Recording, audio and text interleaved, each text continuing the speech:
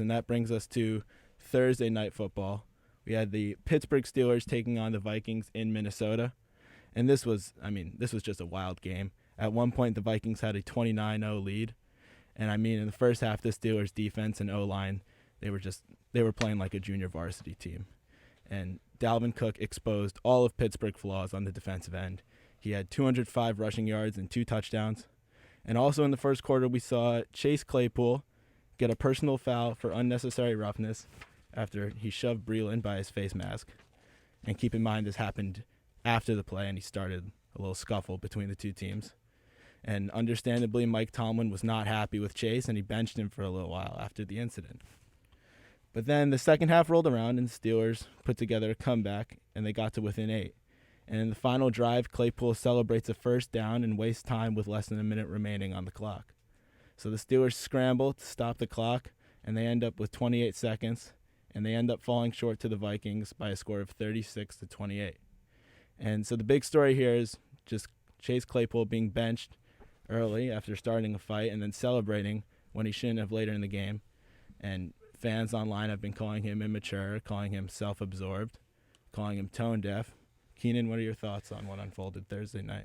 Chase Claypool is a byproduct of Notre Dame college football, which are the biggest frauds in the country, not only when it comes to college football, but when it comes to the... Danny Scott is not happy right now. I guess I didn't realize Danny's a big Notre Dame fan. He's literally wearing a play like a champion today. In the wise words of Matt Troy, my father, Danny, play like a champion, lose like a dope. I will say Rudy is one of the most overrated movies of all time. That movie stinks. Rudy didn't even play a snap. He didn't get a sack. Terrible. He was on kickoff coverage. But anyway, ignoring my rant about Notre Dame and Chase Claypool's time there, I think the personal foul, taunting, whatever they wanted to call that, shove on the face mask, I didn't think there was much in that. We know how critical the referees have been this year in terms of taunting fouls, etc. And no one seems to like it, but maybe there is a question there as to whether it's valid or not because he did initiate contact with another player. Besides that, I think boiling down to the him catching that big pass in the fourth quarter on that last drive, which I do want to say, Ben Roethlisberger, he says he might hang it up.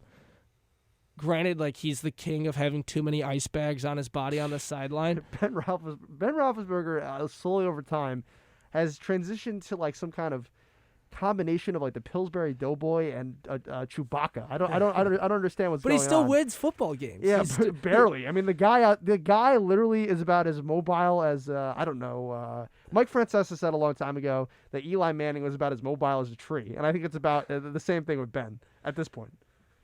I'm gonna say that Ravens game, marched down for 2 touchdowns, 9 of 10 passing, 164 yards in the fourth quarter alone, and a drive to a field goal.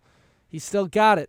But going back to the issue with Chase Claypool, it's just I've never liked Chase Claypool. I didn't like him at Notre Dame, but that's probably because he was playing at Notre Dame.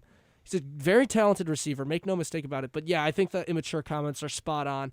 Him and his buddy Juju last year with the whole TikTok thing, him getting Juju getting blown up over the middle. Corvette. Yeah, I think that's the biggest indication that, there's still some growing up to do that needs to go with Chase Claypool.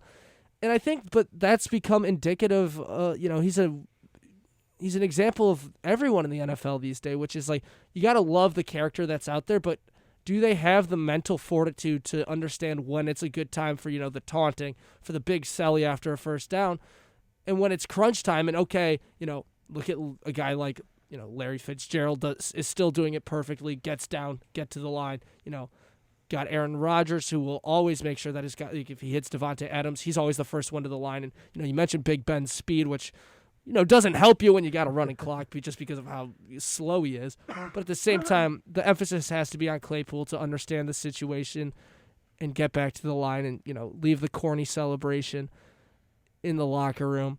And I think Tomlin, after the game in his press conference, he was asked if Claypool learned anything from the benching, and he says, we'll have to see. So, to me, it doesn't sound like Mike Tomlin's done disciplining Chase Claypool whatsoever.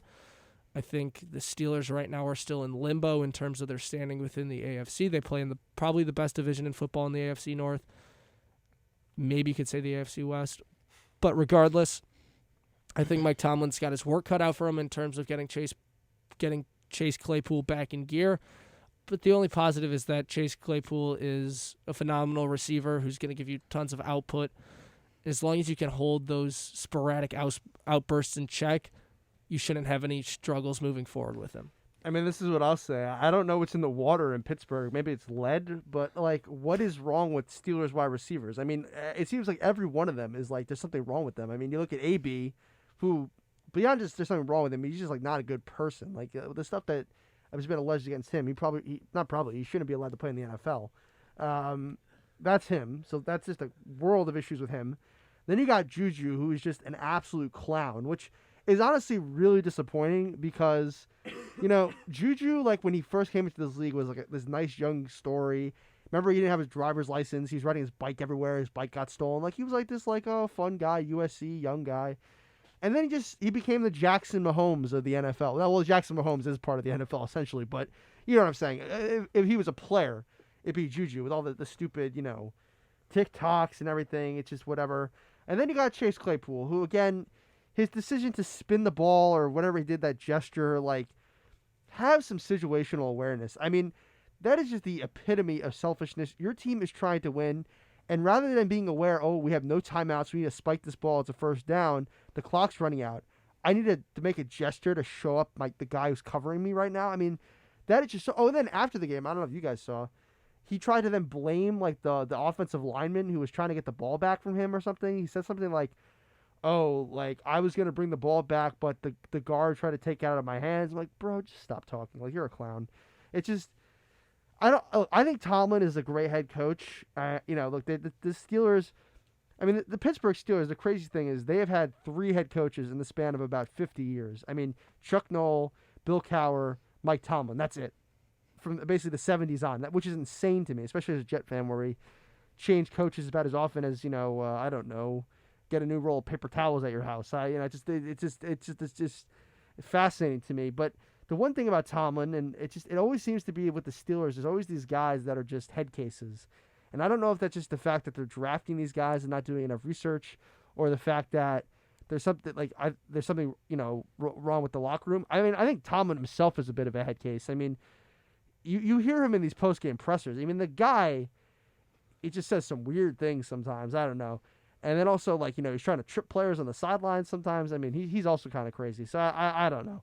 But as far as Claypool, I think we've all kind of said it. It's just the epitome of selfishness to do that. And look, look, the Steelers at the end of the day still almost tied it. I mean, throw to the tight end, he probably should have held on to it. I mean, it was a tough play, don't get me wrong. So they still had that shot at the end zone, but maybe if it wasn't for Claypool, they would have had another shot. I'm not really sure. But yeah.